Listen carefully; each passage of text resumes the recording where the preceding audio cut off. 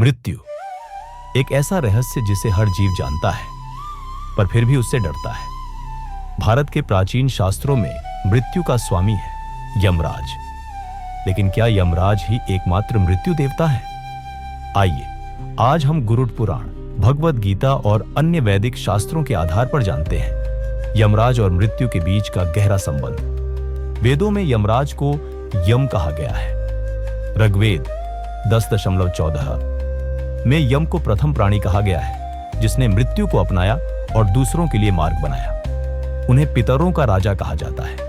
यमराज का कार्य है जीवों के कर्मों के अनुसार निर्णय करना और मृत्यु के बाद उन्हें उनके कर्मों का फल देना। गुरुड़ पुराण जो मृत्यु के बाद के रहस्यों को उजागर करता है, उसमें यमलोक का विस्तृत वर्णन मिलता है। यहाँ यमराज को धर्मराज भी कहा गया है क्योंकि वे केवल न्याय करते हैं, न पक्षपात करते हैं, न द्वेष। गुरुड़ पुराण के अनुसार मृत्यु के बाद जीवात्मा को यमदूत ले जाते हैं। यमराज के सिंहासन पर चित्रगुप्त जीव के कर्मों का लेखा प्रस्तुत करते हैं। फिर यमराज तय करते हैं स्वर्ग, नरक या पुनर्जन्म। भगवद गीता के अध्याय 8 श्लोक 24 से 26 में कृष्ण कहते हैं, मृत्यु के समय जिस भावना के साथ जीव शरीर छोड़ता है वही उसका अगला जन्म तय करता है। लेकिन क्या श्री कृष्ण ने यमराज का उल्लेख किया है? हाँ, गीता के 10वें अध्याय में भगवान कहते हैं, मैं यमराजों में काल स्वरूप यम हूं। यह दर्शाता है कि यमराज स्वयं काल के प्रतिनिधि हैं।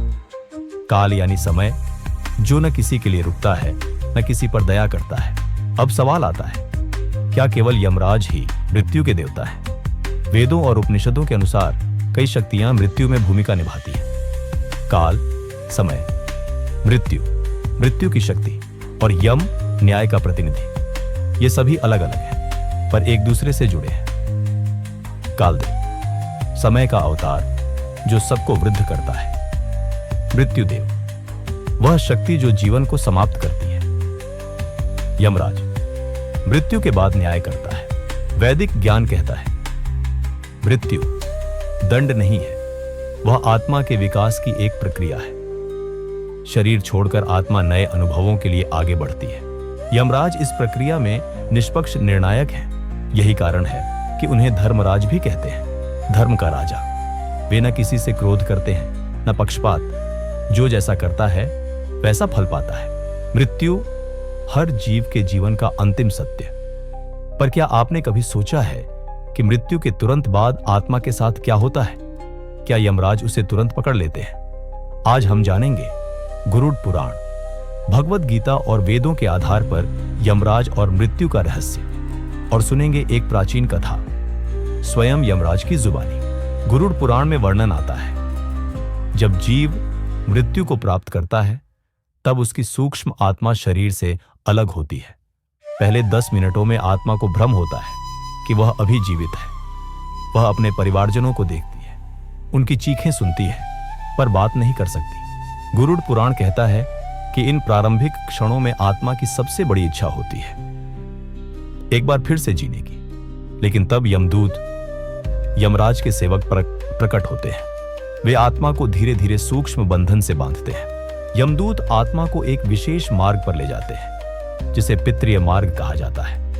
यह यात्रा अत्यंत कठिन होती है। गुरुड़ पुराण में बताया गया है कि आत्मा को यात्रा के दौरान भूख, प्यास, सर्दी, गर्मी का कष्ट भी भोगना पड़ता है। अब सुनिए एक अद्भुत वैदिक कथा नचिकेता की। यह कथा कठोपनिषद में वर्णित है। नचिकेता एक आश्रिपुत्र था। अपने पिता के असत्य आचरण से दुखी होकर उसने स्वयं मृत्यु को आमंत्रित किया। वह यमराज के द्वार पर पहुंच गया। यमराज उस समय अपने स्थान पर नहीं थे। 3 दिन बाद लौटे और क्षमा मांगते हुए नचिकेता को 3 वरदान देने का वचन दिया। नचिकेता ने तीसरे वरदान में यमराज से पूछा, मृत्यु के बाद आत्मा का क्या होता है? क्या आत्मा रहती है या नष्ट हो जाती है? यमराज ने उसे उच्चतम रहस्य बताया। आत्मा कभी नहीं मरती, शरीर नष्ट होता है। आत्मा सनातन है। जो आत्मा इस सत्य को जान लेती है वह जन्म मृत्यु के चक्र से मुक्त हो जाती है। यमराज का कार्य है न्याय करना। वह न क्रोधित होते हैं न प्रसन्न, केवल धर्म के अनुसार निर्णय करते हैं।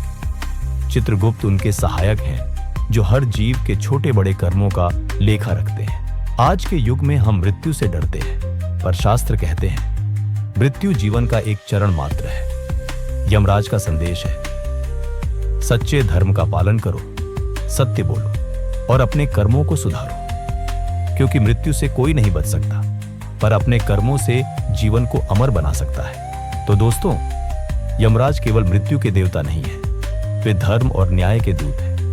उनकी कहानी हमें सिखाती है कि जीवन में सच्चाई, धर्म और अच्छे कर्म ही सबसे बड़ा धन है। अगर आपको यह ज्ञानवर्धक लगा हो तो वीडियो को लाइक करें, शेयर करें और चैनल को सब्सक्राइब करना न भूलें। मिलते हैं अगले रहस्यमयी ज्ञान में।